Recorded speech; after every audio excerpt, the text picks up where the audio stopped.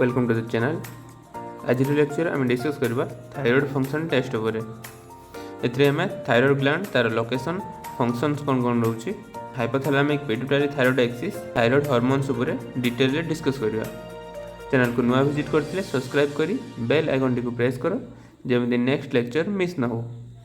Thyroid gland, it is a butterfly shaped endocrine gland that located in the anterior neck below the larynx and in front of trachea. Her weight होची 20 to 30 grams in adult. There are two lobes that connected by isthmus. Thyroid gland row दुटी lobe connected. Then it is controlled by hypothalamic pituitary thyroid axis, जहाँ द्वारा कि thyroid hormone सब control होता है। Next यार functions आसुची, it controls the basal metabolic rate, जोटा कि हमें बीएमआर मध्य कही थाउ। It is essential for normal skeleton growth in the childrens. It is required for normal menstrual cycle that maintains the fertility, maintains the central nervous system in the fetal age, also controls the reflexes, mood, concentration and memory power. It also main role in fertility. Next देखिवा hypothalamic pituitary thyroid axis। यह होची केमिति हमर जो pituitary, hypothalamus एवं thyroid gland एई सब थिरे thyroid हार्मोनटा केमिति प्रकार regulation हुए, तो ताहा ऊपर रहउची। हाइपोथैलेमस रिलीज टीआरएच, जोटा कि हमारा हाइपोथैलेमस रोची ताहा कौन करे ना टीआरएच रिलीज करे, थायराइड रिलीजिंग हार्मोन, जहाँ फल कि से कौन करे ना एंटीरियर पिट्यूटरी को स्टिमुलेट करे for releasing the TSH. TRH जो रहा से एंटीरियर पिट्यूटरी को स्टिमुलेट करे थायराइड स्टिमुलेटिंग हार्मोन सिंथेसिस पाई। Then thyroid stimulating hormone travels through blood to the thyroid gland. It stimulates to produce T3 and T4। प्रथम hypothalamus रु TRH release है, जोटा कि थायराइड रिलीजिंग हार्मोन से stimulate कला पिट्यूटरी को। पिट्यूटरी अगेन रिलीज कला टीएसएच, जोटा कि थायराइड स्टिमुलेटिंग हार्मोन, ताहा स्टिमुलेट कला थायराइड ग्लैंड को कौन पाई ना रिलीज करिया पाई T3 एवं T4। नेक्स्ट एक्शन होची T3 and T4 circulate in the blood that maintain the metabolism, heart rate, growth and other functions. Next, once T3 and T4 level rise, जतबे T3 और T4 रो level टा अधिक हो जिवो body रे, ताहा कोन करिवो ना लूप बैक, जो लूप टा चलीतिला ताहा धीरे धीरे सप्रेस हबो और से लूप टा को स्टॉप हबो। केमिति हुए ना एठी देखिवा, suppress both the hypothalamus and anterior pituitary. एठी जो हमर हाइपोथैलेमस थिला ताकू मध्य सप्रेस करिवो, अगेन पिट्यूटरी जो थिला ताकू मध्य सप्रेस करिवो, जोटा कि आम कह जाए नेगेटिव फीडबैक, जहाँ फल रे कि प्रथमे यह पिट्यूटरी को नेगेटिव फीडबैक दबो, जहाँ फल रे कि से जो टीएसएच रिलीज करथिला ताकू से बंद करिवो, जहाँ फल रे कि T3 एवं T4 फॉर्मेशनटा धीरे धीरे कमिवो। एगेन से भली अल्सो हाइपोथैलेमस को मध्य नेगेटिव फीडबैक दबो, जहाँ फल रे कि हाइपोथैलेमस जो रिलीज करथिला थायराइड रिलीजिंग हार्मोन टीआरएच ताकू मध्य बंद करिवो और कमेइवो। T3 एवं T4 हार्मोन धीरे धीरे डिक्रीज हबो, एहा को कह जाय नेगेटिव फीडबैक। नेक्स्ट आसीबा फॉर्मेशन ऑफ थायराइड हार्मोन, केमिति प्रकार थायराइड हार्मोन सिंथेसिस हुए। प्रथम आसला iodine, that is from dietary salt and seafood. आम जो खाऊा डाइटरी सॉल्ट एवं सी फूड रु आयरन, जोटा कि आयोडाइड फॉर्म में जाई ट्रांसपोर्ट हो थायराइड फॉलिकुलर सेल्स रे जाई पहुँचे, transport to thyroid follicular cells, ताहा जाई थायराइड फॉलिकुलर सेल्स रे जाई पहुँचे। नेक्स्ट ऑक्सीडेशन ऑफ आयोडीन, सेठी कौन हुए ना आई माइनस रु I2 को कन्वर्ट हुए, जोटा कि activation of iodine by the thyroid peroxidase enzyme. Then activated iodine binds to tyrosine residues on thyroglobulin. से भली जो टायरोसिन रोची गोटे आयोडीन संगे मिसिले हबो मोनो आयोडोटायरोसिन, से भली टायरोसिन दुईटी आयोडीन संगे मिसिले हबो डाई आयोडोटायरोसिन। दुईटी जिनस पाइगले मोनो आइडोटायरोसिन एवं डाई आइडोटायरोसिन। जितेबाला मोनो आइडोटायरोसिन एवं डाई आइडोटायरोसिन मिसिबो 1 means mono di means 2 1 and 2 मिसिले T3 हम जोटा कि आम कहुए ट्राई आइडोथायरोनिन। सेहीपरि डाई आइडोटायरोसिन एवं डाई आइडोटायरोसिन मिसिले जोटा कि 2 एंड 2 इज इक्वल टू 4 है जोटा कि टेट्रा आइडोथायरोनिन और ताको आम थायरोक्सिन मध्य कही था that is store in colloidal cells inside the follicles. Next देखिए फॉर्म्स ऑफ थायराइड हार्मोन्स। प्रथम आसছে T4 जोटा कि थायरोक्सिन ताको आम टेट्रा आइडोथायरोनिन मध्य कही था। It contains 4 iodine atoms that is 80 to 90% of thyroid gland output. It is the growth hormone that relatively inactive. Our half life होची 7 days. Next आसছে T3 जहाँ को कहा जाए triiodothyronine. It contains 3 iodine atoms that only 20% directly secreted by the thyroid gland. It is the active hormone does the actual work.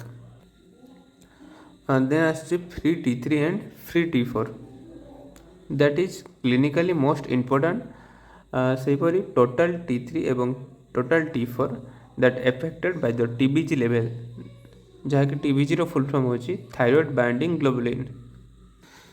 Next indications of thyroid function test कौन doctor thyroid function test को prescribe करती। प्रथम आसছে diagnosis of thyroid disorder in symptomatic persons then screening of newborn for the hypothyroidism then monitoring the thyroid replacement therapy in hypothyroidism patient. Next diagnosis and monitoring the female infertility patients screening of adult for thyroid disorders. Okay next all test उपर detail discuss करवा। प्रथम आसছে total T3 और T3 ताको मध्य कही था। Total T3 is equal to bound T3 and free T3। It is affected by TBG जेहेतु thyroid binding ग्लोबुलिनटा ट्रांसपोर्ट करिबारे थायराइड हार्मोन को साहाय्य करे तो सेथिपाई एहा ता ऊपर dependent. Important in T3 toxicosis diagnosis. यार नॉर्मल रेंज होची 80 to 200 नैनोग्राम पर डेसीलिटर और 1.2 to 3.1 nanomole per litre. Then high T3 causes toxic adenoma hypothyroidism जोटा कि primary hypothyroidism secondary hypothyroidism and tertiary hypothyroidism in also pregnancy. सेहीपरि low thyroid और low T3 देखा जाए in hypothyroidism starvation malnutrition. Next total T4 और ताको आम T4 मध्य कही था। It measures the total T4 that is bound T4 plus free T4। It also affected by TBG level. It is less reliable than FT3. Normal range होची 5.0 to 12.0 microgram पर डेसीलिटर। High T4 देखा जाए in hyperthyroidism रे pregnancy रे oral contraceptive pills use रे dysalbuminemia रे। सेमिति low T4 देखा जाए hypothyroidism nephrotic syndrome severe liver disease रे। नेक्स्ट देखिबा TSH जोटा कि thyroid stimulating hormone. It is produced by anterior pituitary by the thyrotrope cells. It is the most sensitive and fine line thyroid test. जेहेतु यह thyroid gland को stimulate करी T3 एवं T4 को बढ़ाइबारे साहाय्य करे तो सेथिपाई यह गोटे most sensitive test. It reflects integrates the thyroid status over weeks. Adult रे 0.4 to 4.0 एवं न्यूबॉर्न ने 1.0 to 39.0। यार इंक्रीज हेले कहा जाए हाइपोथायरॉयडिज्म डिक्रीज हेले कहा जाए हाइपरथायरॉयडिज्म। हाई TSH देखा जाए इन प्राइमरी हाइपोथायरॉयडिज्म रे एडिशन डिजीज केस रे pituitary adenoma antithyroid drug use कले से भली लो टीएसएच देखा जाए प्राइमरी हाइपरथायरॉयडिज्म रे, सेकेंडरी एवं टर्शियरी हाइपोथायरॉयडिज्म रे एवं सीवियर इलनेस केस रे। नेक्स्ट आसछि फ्री T3 और ताको आमे FT3 मध्य कहि थाउ। इट इज द अनबाउंड और biological active T3. It most potent thyroid hormone that 80% derived from peripheral conversion of T4. यार नॉर्मल रेंज होची 2.3 रु 4.2 पिकोग्राम पर ml. हाई FT3 देखा जाए इन हाइपोथायरॉयडिज्म रे एवं टॉक्सिक एडिनोमा रे। सेही भली लो FT3 देखा जाए इन हाइपोथायरॉयडिज्म रे, सिक एरिथ्रोइड सिंड्रोम रे, लिवर एंड किडनी डिजीज रे। सेही भली आछि फ्री T4 जोटा कि हमें FT4 मध्य कहि छाउ। इट इज द अनबाउंड और biologically active thyroxine. It is the second most important test after the TSH. It is the growth hormone that converted to active T3. यार नॉर्मल रेंज होची 0.8 to 1.8 नानोग्राम पर decilitre और 10 to 23 पिकोमोल पर litre. High FT4 हेले high FT4 देखा जाए toxic goitre, toxic adenoma, acute thyroiditis, TSH secreting pituitary adenoma. से भली लो T4 देखा जाए in primary hypothyroidism, secondary hypothyroidism एवं टर्शियरी हाइपोथायरॉयडिज्म रे. Also in malnutrition and Hashimoto disease रे. नेक्स्ट आसीबा TBG जोटा कि thyroid binding globulin. TBG is a protein that produced by the liver. It acts as the primary transport vehicle for the thyroid hormones, जहाँकि T3 एवं T4 को transport करिवारे help करे, जहाँ फल ऑल T3 एवं T4 हार्मोन TBG उपरे fully dependent. About 75% of thyroid hormones circulate bound to TBG, rendering them inactivate. Only the free, that is unbound hormones are biologically active. यार normal range होची 10 to 35 milligram per litre. Next आसीबा hypothyroidism एवं hyperthyroidism रो concept. प्रथम आसीबा hypothyroidism. It is the condition where insufficient thyroid hormone, hypo means कम, जेतेबेले thyroid hormone insufficient एवं कमी जो ताको कहा जाए हाइपोथायरॉयडिज्म. एथिरे कौन हुए ना थायरॉयड हार्मोन कमी जो माने कौन ना T3 एवं T4 कमी जो एवं TSH बढ़ी जो. TSH is not a thyroid hormone, it is thyroid stimulating hormone. ये थायरॉयड ग्लैंड को स्टिमुलेट करे. T3 एवं T4 होची हार्मोन जोटा कि थायरॉयड ग्लैंड रु ही रिलीज हुए. तो हाइपोथायरॉयडिज्म रे कौन हो हाइपो मीन्स कमिबो, थायरॉयड हार्मोनटा कमिबो जोटा कि T3 एवं T4 कमी जीवो, TSH टा बढ़ी जीवो. ये तीन प्रकार रोची primary hypothyroidism, secondary hypothyroidism and tertiary. Primary रे problem in thyroid gland itself, thyroid gland रे प्रॉब्लम होते जोटा कि हाई TSH लेवल एवं लो FT4 लेवल देखा जाए.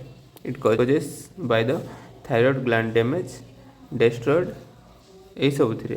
सेपरी सेकेंडरी हाइपोथायरॉयडिज्म रे प्रॉब्लम इन पिट्यूटरी ग्लैंड, जहाँ फल कि लो TSH देखा जाए एवं लो T4 देखा जाए, FT4 मध्य लो थाए.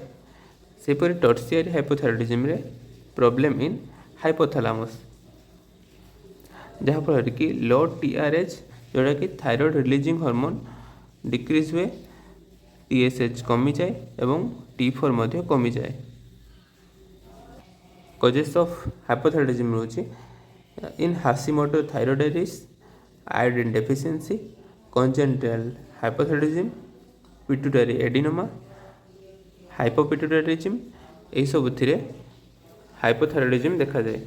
सेपरी यार साइन एंड सिम्पटम्स रोची वेट गेन हम, अधिक वेट हो जहाँ फल कि deposit of pore hepatitis, then fatigue, weakness, cold intolerance and infertility.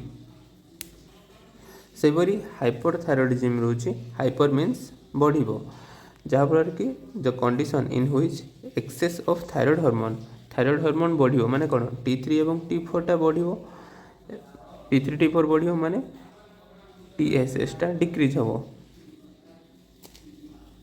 यह मध्य तीन प्रकार रोचे।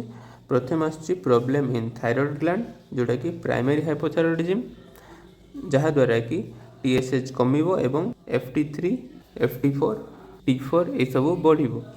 सेपरि सेकेंडरी हाइपोथायरॉयडिज्म रोचे जो थे कि pituitary adenoma screening excess TSH बढ़िबो ऑल्सो FT3 बढ़िबो जोटा कि रेयर कंडीशन आसे।